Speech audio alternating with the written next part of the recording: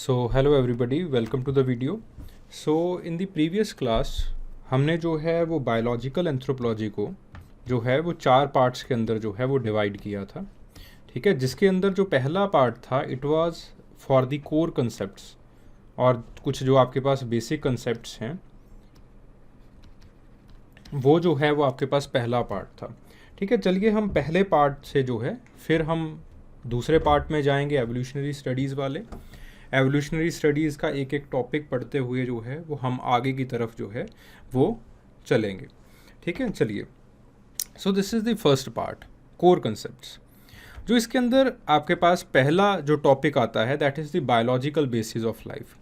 जैसे आपके पास टॉपिक कह रहा है कि बायोलॉजिकल बेसिस ऑफ लाइफ क्या है, तो इसके अंदर आपको जो है सिर्फ जो बेसिक चीज़ें हैं यहाँ से बहुत आपके पास जो है वो कम चांसेस हैं कि कोई सवाल जो है वो आपसे पूछा जाएगा। जनरली जो आपके पास बेसिक चीज़ें हैं वही जो है वो यहाँ से पूछी जाती हैं, ठीक है। मतलब वही जो है वो आपको जो है वो करनी है। सवाल जनरली जो है वो पूछा नहीं जाता, sorry for the slip of the tongue, ठीक है। तो इसके अंदर जो बेसिक्स हैं यानी कि आपको पता होना चाहिए, because see what is anthropology. Anthropology it's a holistic study of Mankind. इंसानियत की जो है वो आपके पास मुकम्मल स्टडी है। ये आप मुकम्मल तरीके से होलिस्टिकली जो है वो इंसान को जो है वो समझने की कोशिश करते हो। तो कल्चरल या फिर सोशो कल्चरल एंथ्रोपोलॉजी के अंदर कल्चरली तो जो आपने जो है वो इंसान को जो है वो अच्छी तरह से समझ लिया। अब बारी जो है वो आती है, आप जो है वो बायोलॉजिकली जो है वो इंसान को समझने की कोशिश करो। आप समझो कि आपके पास एज अ बायोलॉजिकल बीइंग इंसान जो है वो क्या है। उसके लिए कुछ आपको बेसिक कंसेप्ट्स की जो है वो ज़रूरत पड़ती है। तो आपके पास बेसिक कंसेप्ट्स हैं that what is cell, cell क्या है, ठीक है। आपके पास जो है सेल की थ्योरी क्या है, what is the theory of cell, ठीक है। Again you don't have to go और you don't have to venture deep inside it. आपको जो है वो ज़्यादा अंदर तक घुसने की इसके अंदर जो है वो ज़रूरत नहीं है। डीएनए स्ट्रक्चर कैसा होता है, इसके अंदर जनरल इसके जो कंपोनेंट्स है डीएनए के वो देखने हैं, that you have the double helical structure, और आपके पास जो है वो कैसे बेस पेयर्स और आपके पास जो है जो शुगर मॉलिक्यूल्स एक्सेट्रा वो किस तरह से जो है वो अरेंज्ड होते हैं। देन आपके पास what is the replication procedure. आपके पास जो है वो रेप्लिकेशन प्रोसेस जो है वो किस तरह से जो है वो मुकम्मल होता है। रेप्लिकेशन प्रोसेस जो है वो किस तरह से, व्हाट इज़ द मैकेनिज़्म कि डीएनए जो है वो अपने आप को रेप्लिकेट करता है, ठीक है। देन आपके पास जो है वो प्रोटीन सिंथेसिस जो है वो सेल के अंदर कैसे होता है, ठीक है। प्रोटीन सिंथेसिस इसके अंदर भी आपको जो है वो deep inside you do not have to venture. Just आपने ये देखना है कि जीन्स कैसे जो है वो अपने एक्सप्रेशंस को जो है वो कोड करती हैं। एमडीएनए बनाती है, एमआरएनए बनाती है, सॉरी फॉर दैट, ठीक है। तो आपके पास जो है वो आगे चल के एमआरएनए जो है वो कैसे चीज़ों को जो है वो प्रोटीन सिंथेसिस में कैसे हेल्प करता है। जस्ट आपको जो है वो एक बहुत सिंपल सा मैकेनिज्म जो है इसके अंदर देखना है। Then you have to see the genes. Genes को 2 पार्ट्स के अंदर जो है वो आपको स्टडी करना है। What is the functioning of the genes, genes का बेसिक फंक्शन क्या है और जीन्स का बेसिक स्ट्रक्चर क्या है, ठीक है। इन 2 चीज़ों के ऊपर जो है वो स्टडी करना है आपको, ठीक है। मतलब आपको बेस जो है वो जीन का समझ में आ जाना चाहिए, और उसके बाद एक अप्लाइड एंगल हल्का सा इसके अंदर जो है वो स्टडी करना है कि आपके पास जीन जो है और जीन जो है वो पॉलीमॉर्फ्स के अंदर जो है वो कैसे जो है वो चेंज होते हैं, यानी कि अलग अलग जो आपके पास फिनोटाइप है वो जीन कैसे जो है वो एक्सप्रेस करता है, ठीक है। How the genes, different kind of genes और alleles they result into polymorphs, वो किस तरह से जो है वो पॉलीमॉर्फ्स बन जाते हैं। अगर ये समझ में नहीं आ रहा है तो आगे चल के जो है वो आपके पास जेनेटिक्स वाला जब पोर्शन आएगा, जेनेटिक्स में ये चीज़ें जो है वो आपको मुकम्मल तरीके से जो है वो समझ में आ जाएंगी, उसमें कोई जो है वो दिक्कत आपको नहीं होगी। देन यू हैव म्यूटेशन, ठीक है। तो आपके पास जो है वो म्यूटेशंस जो है वो किस तरह से होती हैं, एंड सबसे एफिशिएंटली आपने जो है वो पॉइंट म्यूटेशंस को जो है वो स्टडी करना है। म्यूटेशंस कितने टाइप की होती हैं, what are the point mutations etcetera etcetera. तो इस तरह से जो है वो आपको म्यूटेशन के जस्ट जो बेसिक्स हैं वो पता होने चाहिए, because the mutation it is the raw material for the evolution. ठीक है, तो यहाँ पे इस चैप्टर का काम क्या है कि आपको बायोलॉजी से परिचित करवा दिया जाए, आपको बायोलॉजी से जो है वो आपका जो है वो थोड़ा बहुत जो है लिंक बन जाए। ठीक है, देन आपके पास व्हाट आर डिफरेंट क्रोमोसोम्स क्या होते हैं, और आपके पास कैसे जो है वो क्रोमोसोम जो है वो रेप्लिकेट करते हैं, कैसे डिवीज़न के अंदर क्रोमोसोम्स बिहेव करते हैं, एक्सेट्रा एक्सेट्रा। ठीक है, तो आपके पास जो है then you have cell division. दोनों तरह का जो सेल डिवीज़न है, माइटोटिक मायोसिस, वो जो है वो दोनों तरह का सेल डिवीज़न जो है ये आपको जो है वो करना है। ठीक है, so this is the biological basis of life. Again इसको ज़्यादा जो है वो डेप्थ के अंदर नहीं लेके जाना है, डॉक्टरी करने की ज़रूरत नहीं है इसके अंदर। तो आपको जो है वो जस्ट आपको एक, ताकि मतलब आप जब कल्चरल एंथ्रोपोलॉजी पढ़ते हो तो आपका जो पूरा का पूरा एक लय है, एक जो फ्लो है, वो कल्चरल एंगल से जो है वो आप कल्चरल एंगल के साथ जो है वो इंक्लाइन होना स्टार्ट हो जाता है। बच्चे ऑलमोस्ट जो है वो सोशोलॉजी की डायरेक्शन में जो है वो फ्लो करना शुरू कर देते हैं। तो ये आपके पास जो सिलेबस सेट करने वाले लोग हैं उनको भी पता था कि ऐसा जो है वो एंथ्रोपोलॉजी के अंदर होगा, तो उन्होंने ये चैप्टर डाला है ताकि टीचर जो है वो आपको धीरे धीरे से जो है वो बायोलॉजिकल एंथ्रोपोलॉजी के फ्लो में जो है वो लेके आ सके। ठीक है, और फिर आपके पास जो है वो पोर्शन आता है जेनेटिक्स का। ठीक है, आपके पास क्रोमोसोम्स का भी पोर्शन आएगा, लेकिन वो जो है वो क्रोनोलॉजिकली सिलेबस में बाद में लिखा गया है, तो इसके अंदर भी जो है वो बाद में हम करेंगे। तो आपके पास 9.1 ह्यूमन जेनेटिक्स। ह्यूमन जेनेटिक्स के अंदर आपके पास जो है पहली जो चीज़ है आपके पास, that is the methods and applications. ठीक है, कि आपके पास क्या मेथड्स हैं जिससे आप जो है वो जो आपका जीनोम है उसको जो है वो आप स्टडी कर सकते हो। आपका जो जेनेटिक मेकअप है, जीनोम नहीं कहना चाहिए, जो आपका जेनेटिक मेकअप है, जो आपका जेनेटिक मेकअप है उसको जो है वो किस तरह से आप स्टडी कर सकते हो, ये जो है वो मेथड्स के अंदर आता है। फिर उसके बाद इन मेथड्स के क्या एप्लीकेशंस हैं, how they can be applicable in the human studies. ठीक है, तो आपके पास जो है कुछ मेथड जो है वो स्पेसिफिकली जो है वो सिलेबस के अंदर दिए गए हैं।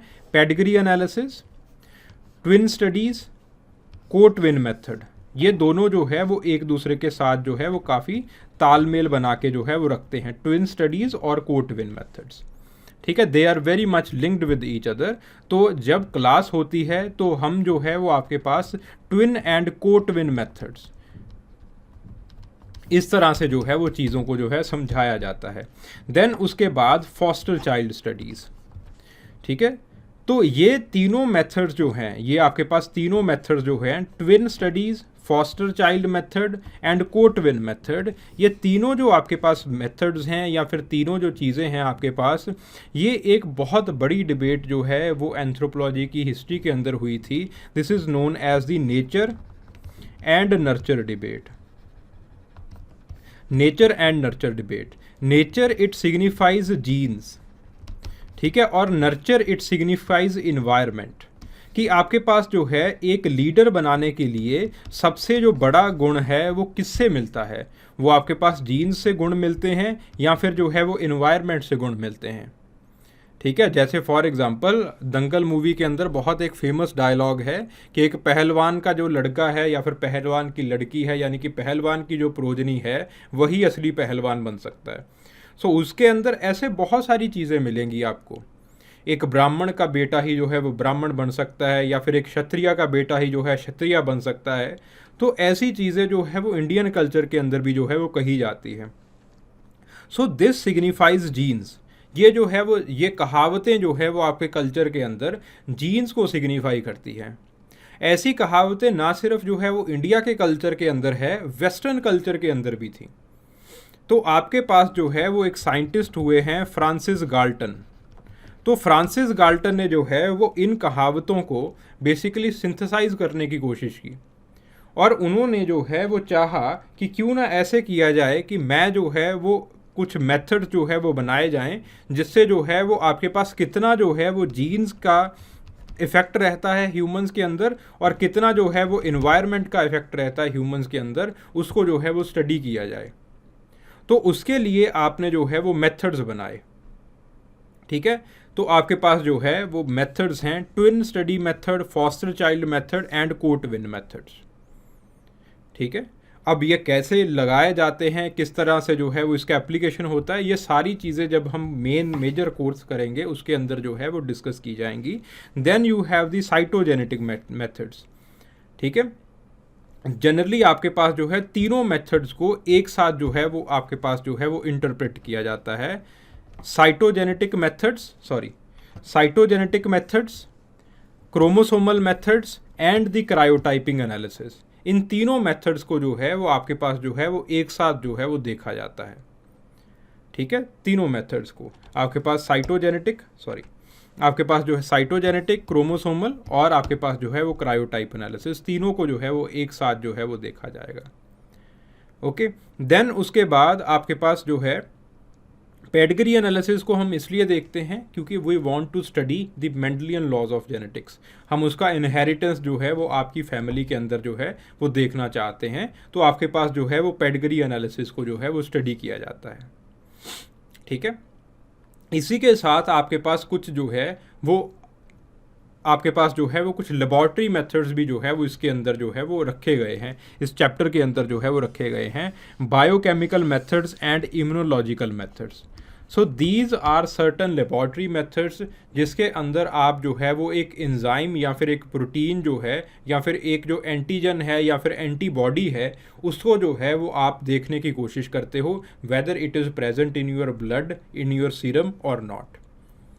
ठीक है, फिर उसके बाद दो और तरह के मेथड जो है वो आपकी सिलेबस के अंदर हैं, DNA technology and recombinant DNA technology. यही जो चीज़ें हैं, यही जो दो चीज़ें हैं, ये आपको अप्लाइड ह्यूमन जेनेटिक्स के अंदर भी जो है वो मिलेंगी। जो लास्ट चैप्टर है आपका उसके अंदर भी ये दोनों चीज़ें जो है वो मिलेंगी, DNA technology and recombinant DNA technology. खाली आपके पास अंतर दोनों के अंदर यही होगा कि यहाँ पे आपको जो है वो बेसिक्स करवाए जाएंगे कि डीएनए टेक्नोलॉजी होती क्या चीज़ है, कंसेप्ट क्या है इसका जो है वो आपके पास ओरिजिन कैसे हुआ, और रिकम्बिनेंट डीएनए टेक्नोलॉजी के भी कुछ बेसिक्स जो है वो करवाए जाएंगे, इसका कंसेप्ट क्या है, आपके पास इसके बेसिक्स क्या हैं। और आपके पास जो लास्ट वाला चैप्टर है अप्लाइड ह्यूमन जेनेटिक्स वाला, जो आपके पास टॉपिक आएगा लास्ट चैप्टर में अप्लाइड एंथ्रोपोलॉजी के अंदर, वहाँ पे जो है वो आपके पास जो है जो रीसेंट डेवलपमेंट्स हुई हैं वो जो है वो आपको करवाई जाएंगी। देयरफॉर जो क्वेश्चन पूछे जाते हैं वो ध्यान से देखिएगा। क्वेश्चन कुछ इस तरह से पूछे जाते हैं, what is recombinant DNA technology, question mark, state the recent advancements that have been made in our DNA technology और recombinant DNA technology। तो इस तरह से जो है वो सवाल पूछे जाते हैं, यानी कि दोनों टॉपिक्स को वो लोग जो है वो इंटीग्रेट कर देते हैं। 9.1 को अप्लाइड ह्यूमन जेनेटिक्स के साथ जो है वो इंटीग्रेट कर दिया, तो एक जो है वो सवाल निकल के आपके पास जो है वो सामने आ गया। ठीक है, सो यहाँ पे इस चैप्टर को रखने का जो मकसद है एक यूपीएससी का, वो ये है कि जो जनरल मेथड्स यूज़ किए जाते हैं जेनेटिक्स स्टडी के अंदर, वो मेथड जो है वो आपके जो है वो हाथ में आ जाएं, वो मेथड जो है वो आपको जो है वो पता चल जाएं। फिर उसके बाद 9.2 आ जाता है। 9.2 के अंदर जो है वो आपके पास जो है वो मेंडलियन जेनेटिक्स जो है वो शुरू हो जाती है। जो पहली चीज़ इसके अंदर आती है that is the application of the Mendelian genetics, application of Mendelian genetics in man. देखो जो मेंडल के एक्सपेरिमेंट्स हैं वो आपके पास जो है वो पी प्लांट के अंदर जो है वो किए गए थे। ठीक है, वो इंसान के अंदर कोई बहुत तगड़ी जो है वो खोज नहीं करना चाहते थे। ग्रिगोर मेंडल जो है वो कोई इंसान के अंदर जो है वो कोई ज़्यादा जो है वो बड़ी खोज नहीं करना चाहते। बेचारे भिक्षु आपके पास जो है वो भिक्षु थे। ठीक है, एक मोनेस्ट्री के अंदर रहते थे। वो बेसिकली जो है वो पीज़ की जो है वो किस तरह से उनकी वैरायटीज़ को जो है वो आप हाइब्रिडाइज कर सकते हो, उसके ऊपर जो है वो उन्होंने अपना काम लिखा था। ये तो आपके पास कुछ साइंटिस्ट ने डार्विन की डिस्कवरी के बाद कुछ चीज़ों को वो देख रहे थे, ढूंढ रहे थे, तो उनको जो है वो आपके पास जो है वो मेंडल का काम जो है वो हाथ में लग गया और उन्होंने जो है वो अप्लाई करने की कोशिश की।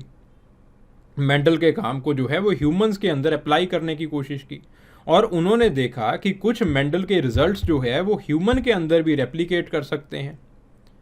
ठीक है, सो आपके पास फिर उसके बाद वही चीज़ के ऊपर जो है वो ये पहला टॉपिक आपके पास आता है, that what is the application of the Mendel genetics in man. Mendelian genetics का क्या एप्लीकेशन है, कौन से ट्रेड्स हैं जो कि मेंडलियन लॉज ऑफ जेनेटिक्स को जो है वो फॉलो करते हैं।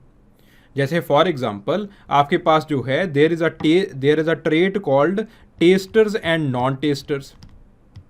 आपके पास एक पीटीसी एक जो है वो कंपाउंड होता है, जो उसको टेस्ट कर लेते हैं उसको हम टेस्टर्स कहते हैं, जो नहीं टेस्ट कर पाते उसको नॉन टेस्टर्स कहते हैं। ये जो आपके पास ट्रेट है ये मेंडलियन लॉज ऑफ जेनेटिक्स को जो है वो फॉलो करता है।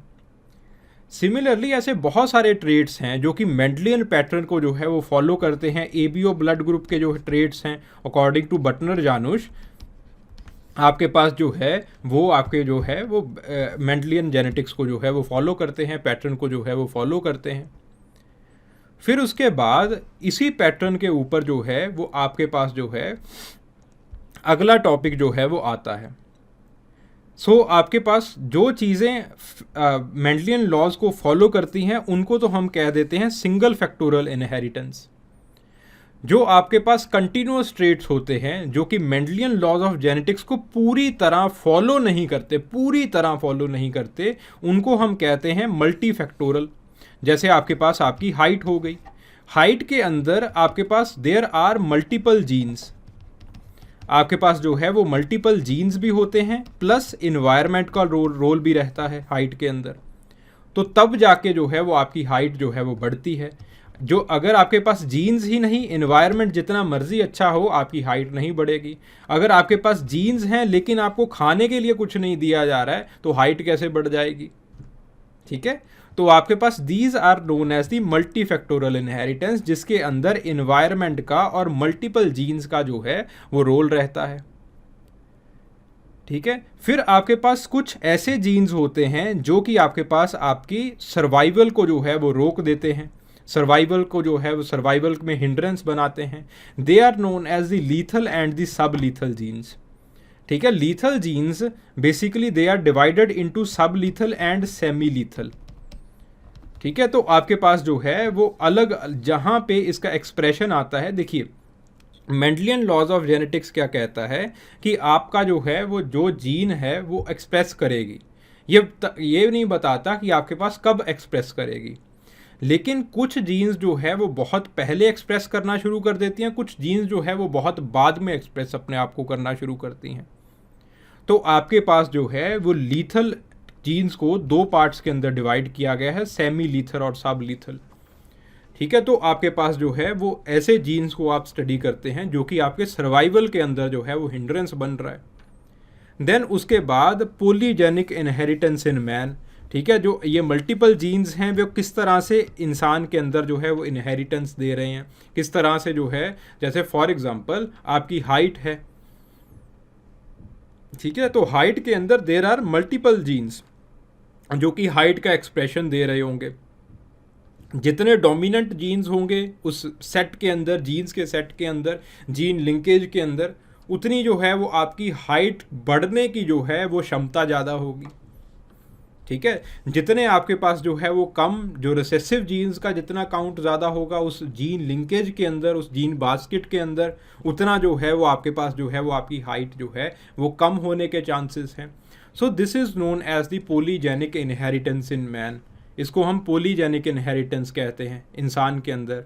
ठीक है, तो आपके पास जो सिंगल फैक्टोरियल इनहेरिटेंस है that is studied by pedigree analysis. यहाँ पे जो हमने पेडिग्री एनालिसिस देखा है था उसको जो है इस मेथड के अंदर जो है वो आप सिंगल फैक्टोरियल जीन को जो है वो आप स्टडी करते हो।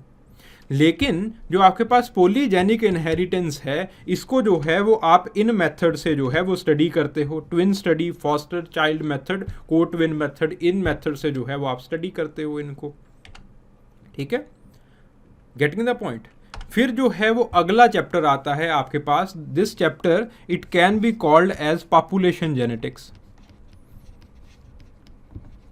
इसको जो है वो हम पॉपुलेशन जेनेटिक के नाम से जो है वो बुला सकते हैं।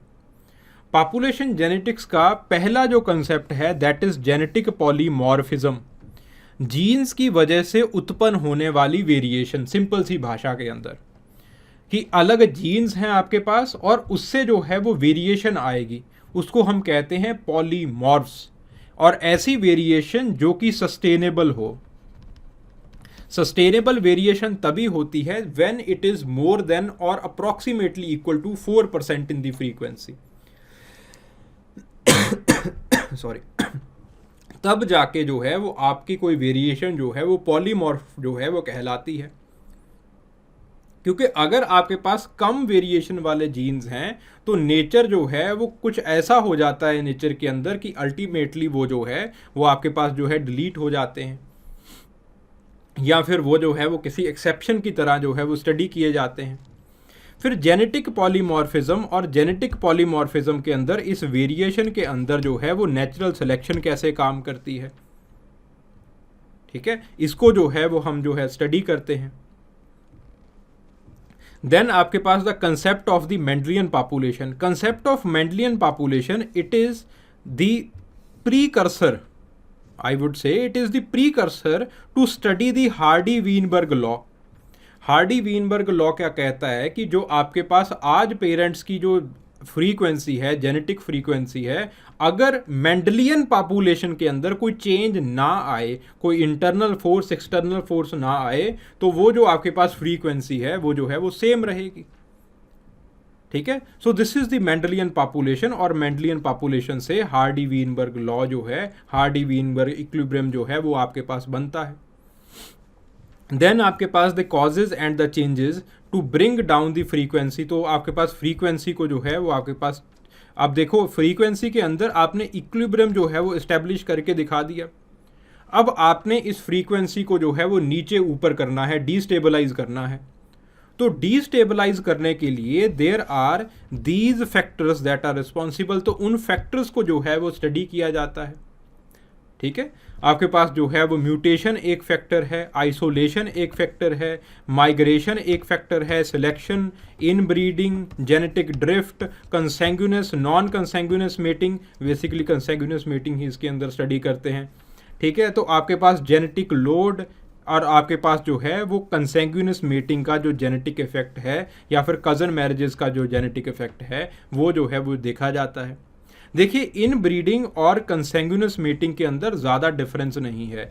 इन ब्रीडिंग जो है it is the biological term, ये आपके पास जो है वो बायोलॉजिकल टर्म रहती है, और आपके पास जो कंसेंगुइन मैरिज है it is the cultural term, ये आपके पास एक कल्चरल टर्म है।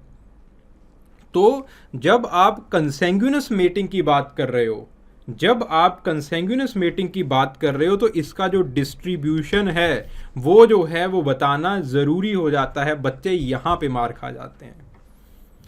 कंसेंगुइनस मेटिंग लिखा है और इन ब्रीडिंग वाला जो है वो कॉपी पेस्ट कर दिया कि दोनों सेम तो है, ठीक है। मैं मानता हूँ कि दोनों का इफेक्ट जो है वो आपके पास सिमिलर है, लेकिन because it's a cultural term you have to show certain kind of distribution. जो आपके पास क्या रूल्स ऑफ मैरिज हैं जिनके नीचे जो है वो कंसेंगुइनस मेटिंग होती है, वो आपके पास जो रूल्स ऑफ मैरिज है वो लिखने ज़रूरी हैं, उसका डिस्ट्रीब्यूशन जो है वो लिखना ज़रूरी है। Even the question has been asked here कि आपके पास जो है वो, क्योंकि यूपीएससी को पता चल जाता है कि बच्चे क्या पढ़ रहे हैं क्या नहीं पढ़ रहे, आपकी आंसर कॉपीज जो है वो ज़्यादातर सिमिलर ही होती हैं। तो हमें पता चल जाता है, यूपीएससी को पता चल जाता है कि आप क्या पढ़ रहे हो, कहाँ पे आप जो है वो नाजुक हो, ठीक है। तो जानबूझ के जो है वो यूपीएससी ने फिर ये सवाल पूछा कि इंडिया के अंदर बताइए कि कंसेंगुइन मैरिज कहाँ पे हो रही है, right the effect of the consanguine marriage, give example from India. India में अब आपने बताना है कि कहाँ पे जो है वो कंसेंगुइन मैरिजेस जो है वो किस ट्राइब्स के अंदर हो रही हैं और कौन से जो है वो इफेक्ट जो है वो इसके अंदर देखे जा रहे हैं, ठीक है। तो इस तरह से जो है वो सवाल पूछा गया अब, ओके। सो इसीलिए I will always suggest you कि जो आप मटेरियल उठाएं मार्केट से, उसको जो है वो आप अच्छी तरह से इन वीडियोस के साथ जो है वो एटलीस्ट लिंकेज बना लें उसकी, क्योंकि अगर आप लिंकेज बना रहे हो तो नथिंग लाइक इट, ठीक है, तो आपके पास जो है वो चीज़ें बढ़िया हो जाएंगी। Then the last theme or the last topic of this particular section, chromosome and the chromosomal aberrations, और उसको स्टडी करने की मेथडोलॉजी। ठीक है, क्रोमोसोम्स, और आपके पास क्रोमोसोम्स तो जो है वो इसका जो जनरल चीज़ें हैं, किस तरह से डिवीज़न होता है, किस तरह से रेप्लिकेशन होता है, आपके पास कितने क्रोमोसोम्स हैं, एक्सेट्रा एक्सेट्रा, वो तो जो है वो पहले हम चैप्टर के अंदर ही देख चुके हैं, biological basis of life. Okay, अब जो है वो हम क्रोमोसोमल एबरेशंस क्या आते हैं, क्योंकि आपके अंदर जो है वो क्रोमोसोम्स भी सबके अंदर जो है वो सेम नहीं है, इसके अंदर भी एबरेशंस हैं आपके पास। तो आपके पास जो क्रोमोसोमल एबरेशंस हैं उनको जो है वो इन पार्ट्स के अंदर जो है वो डिवाइड किया गया। पहले तो आप जो है वो क्रोमोसोमल एबरेशंस को दो पार्ट्स के अंदर क्लासिफाई करते हो, न्यूमेरिकल एंड स्ट्रक्चरल। ठीक है, न्यूमेरिकल आपके पास यूपुलाइडी, एनयूपुलाइडी, और फिर उसके बाद monosomy, double monosomy, trisomy, tetrasomy, ये सारे जो है वो शुरू हो जाते हैं। देन आपके पास डिलीशन, एडिशन, ये जो सारे जो है वो स्ट्रक्चरल के अंदर आते हैं। ठीक है, इसका बेसिकली इसके अंदर जो है वो पार्ट ए के अंदर आपको जो है वो टाइप्स पढ़नी है, और टाइप्स के साथ साथ जो है वो आपको क्या आप इस चीज़ को कह सकते हैं कि जो आपके पास मैकेनिज़्म है वो जो है वो आपको जो है वो रीड करना है कि स्ट्रक्चरल एबरेशंस किस मैकेनिज़्म के साथ होती हैं, न्यूमेरिकल एबरेशंस जो है वो उसका मैकेनिज़्म क्या है। ठीक है, नॉन डिसजंक्शन वगैरह, ये कुछ आपको जो है वो स्टडी करना है इसके अंदर। ठीक है, देन आपके पास जो है आप again the chromosomal aberrations they can be divided into two parts. ठीक है, ये तो था कि आपके पास जो है मैकेनिज्म के हिसाब से आपने जो है वो इसको क्लासीफाई किया। इफेक्ट के हिसाब से अगर आप इसको क्लासीफाई करोगे then it can be divided into two parts. एक है अगर इफेक्ट जो है वो आपके पास सेक्स क्रोमोसोम्स के अंदर जो है वो आता है, यानी कि एलोसोमल क्रोमोसोम्स के अंदर आता है। दूसरा जो है अगर ये आपके पास जो है वो ऑटोसोमल क्रोमोसोम्स के अंदर जो है वो आता है। ठीक है, तो आपके पास जो है ऑटोसोमल एबरेशंस आपके सिलेबस के अंदर सिर्फ जो है वो 3 दी गई हैं, सॉरी 4 दी गई है। आपके पास डाउन सिंड्रोम आ गया, Patau syndrome, Edward syndrome, cri du chat syndrome. ठीक है, और आपके पास जो सेक्सुअल क्रोमोसोम्स के अंदर एबरेशंस हैं they can be divided into Klinefelter, Turner, super female, इसी के साथ जो है वो सुपर मेल भी आ जाता है, and most important intersex. This is the most important. Intersex can be divided into further 4 categories. इसको जो है वो फर्दर जो है वो 4 कैटेगरीज के अंदर जो है वो डिवाइड किया जा सकता है। ठीक है, सो आपके पास जो है एंड अदर सिंड्रोमिक डिसऑर्डर्स। ठीक है जी, देन आपके पास जो है यहाँ तक आप जो है वो स्टडी करते हो that what are the chromosomal aberrations, कि क्रोमोसोमल एबरेशंस के टाइप्स क्या हैं, क्रोमोसोमल एबरेशंस होती क्या हैं। फिर उसके बाद आपके पास आगे जो है वो मेथड्स आते हैं, मेथड्स टू स्टडी। ठीक है, तो मेथड्स में पहला जो आपके पास आता है, पहला एक आपके पास थ्योरी है जेनेटिक इम्प्रिंटिंग।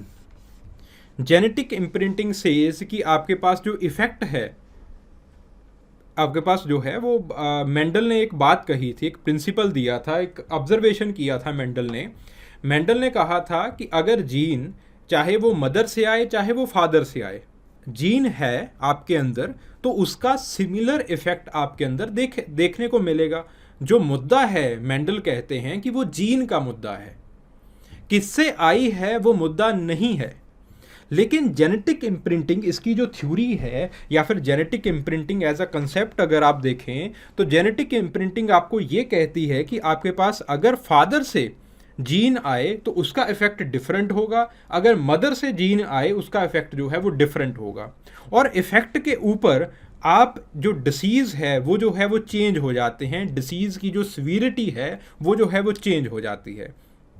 ठीक है। So the genetic imprinting is there.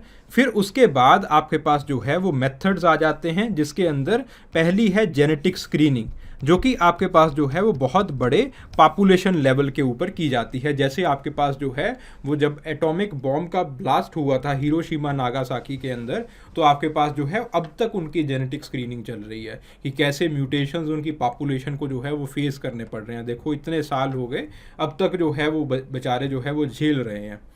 ठीक है, तो ऐसे जो है वो जेनेटिक स्क्रीनिंग जो है वो की जाती है। Genetic screening it is of very different kinds, बहुत अलग अलग तरह की जो है वो जेनेटिक स्क्रीनिंग होती है। आई थिंक पीजीआई चंडीगढ़ भी जेनेटिक स्क्रीनिंग जो है वो प्रिपेयर कर रहा है for the breast cancer patients. ठीक है, तो आपके पास जेनेटिक स्क्रीनिंग जो है वो आपके पास जो है वो की जाती है। ठीक है, कैसे की जाती है, कैसे हो रही है, एक्सेट्रा एक्सेट्रा, ये सारी चीज़ें जो है वो हम इसके अंदर जो है वो पढ़ते हैं। Then you have genetic counselling. ठीक है, तो genetic counselling it is on the level of family, एक फैमिली के लेवल के ऊपर जो है वो की जाती है। जैसे फॉर एग्जांपल आपके पास जो है वो रॉयल फैमिली के अंदर जो है वो इंग्लिश रॉयल फैमिली के अंदर जो है वो आपके पास जो है बिकॉज इनब्रीडिंग थी थोड़ी बहुत, तो उसके चलते जो है वो आपके पास कुछ जेनेटिक डिसीजेज जो है वो बनने जो है वो शुरू हो गए थे। तो जेनेटिक काउंसलिंग जो है वो वहाँ पे की जाती है।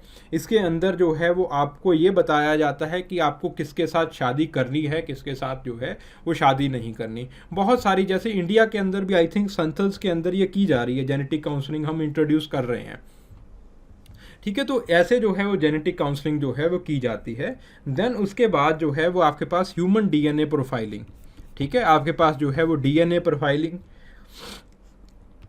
डीएनए प्रोफाइलिंग के अंदर क्या होता है कि जो आपके पास डीएनए की इंफॉर्मेशन होती है उसको आप जो है वो स्टोर करके जो है वो रख लेते हो, और इसी के अंदर प्रोफाइलिंग के दौरान ही आपके पास जो है वो डीएनए मैपिंग और जीनोम स्टडी जो है वो की जा रही है।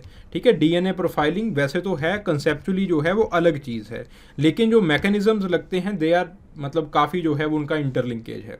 तो इसको जो है वो एक ही सेट के अंदर जो है वो पढ़ा जाता है, ह्यूमन डीएनए प्रोफाइलिंग, जिसके अंदर आप जो है वो SNTR VNTRs वगैरह जो है वो स्टडी करते हो, ताकि जो है वो इंसान की शिनाख्त जो है वो अच्छे से की जा सके।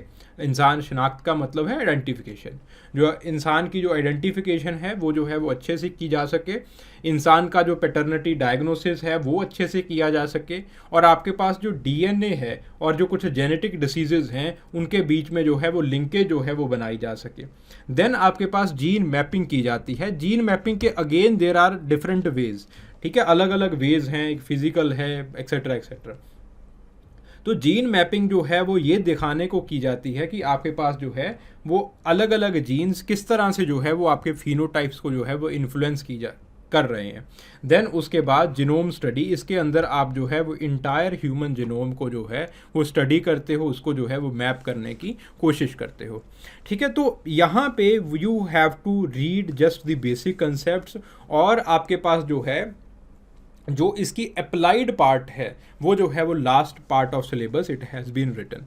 ठीक है, so this is how you have to write. इस तरह से जो है वो आपको जो है वो चीज़ों को जो है वो समझना है, चीज़ों को जो है वो आपको देखना है। So this is for it now. ठीक है, तो अगली वीडियो के अंदर हम जो है वो एवोल्यूशनरी स्टडीज़ के जो है वो शुरू करने वाले हैं। ठीक है, तो आपका पहला पार्ट जो है वो हो गया। ठीक है, now we will move towards the evolutionary studies. फिर हम जो है वो एवोल्यूशनरी स्टडीज़ की तरफ जो है वो आगे जो है वो प्रोसीड करेंगे, मूव करेंगे। Okay, if anybody have any kind of doubt you can call it in here. यहाँ पे जो है वो आप कॉल कर सकते हैं, यहाँ पे जो है वो आप मैसेज कर सकते हैं। चलिए, thank you very much, hope you have like the video, thank you very much.